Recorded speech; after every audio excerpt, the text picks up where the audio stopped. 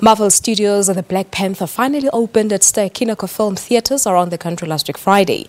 The film features a strong cast including Chadwick Boseman, Lupita Nyong'o, Danai, Gurira and our very own South Africa's Dr. Kani and Connie Chiume. Our morning live producer Dlamini met with some of the cast members after its blue carpet premiere here in Johannesburg.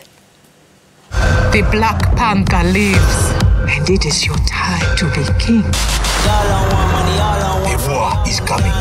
The Marvel Studios superhero film Black Panther follows T'Challa, who after the death of his father, King T'Chaka, the king of Wakanda, returns home to the isolated, technologically advanced African nation to take his rightful place as the king. The world's gonna start over.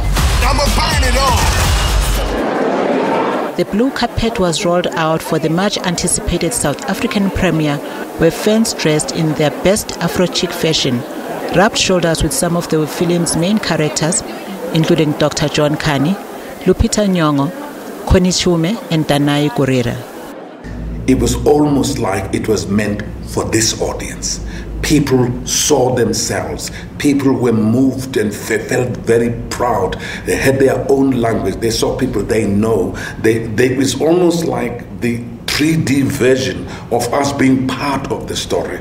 And I really felt, now I understand why this movie is going to have such an impact, and mostly on the continent of Africa and in other third world countries. It was amazing. It was really cool to be here, bring this film back to where it belongs. You know, it was inspired by the people of Africa, tells a story of the people of Africa, and it was really special to share it with South Africa.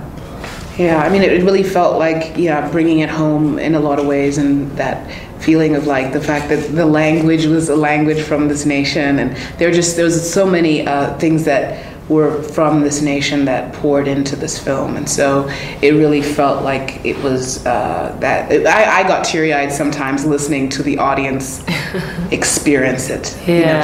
To feel Africans experience this film, which was very much it's an ode, it's a love letter to the continent. This ends today.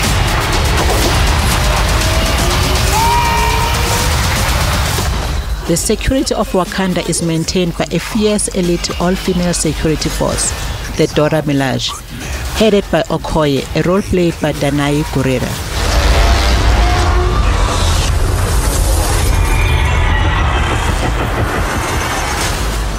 Sometimes you don't get told as a black girl, as an African girl, you don't experience that from the world around you or from the images that you're being exposed to.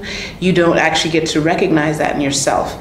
And so if in any way, shape, or form the images in this film allow a girl to feel more valued and more on the platform that she can actually reach, and realize they have things to aspire to, or to realize in herself. She sees a Shuri and she's like, what if I'm good at that stuff? What if I'm a technological whiz and can be that cool and that awesome and that fun and that hip and that smart and very unapologetic about it, or a Nakia or a Okoye.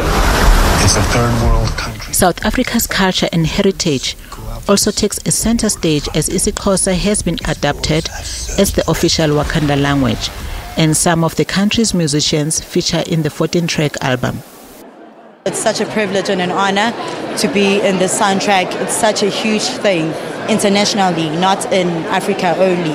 So I'm so happy. I don't know what to say. I don't have any words. Yeah, I'm happy.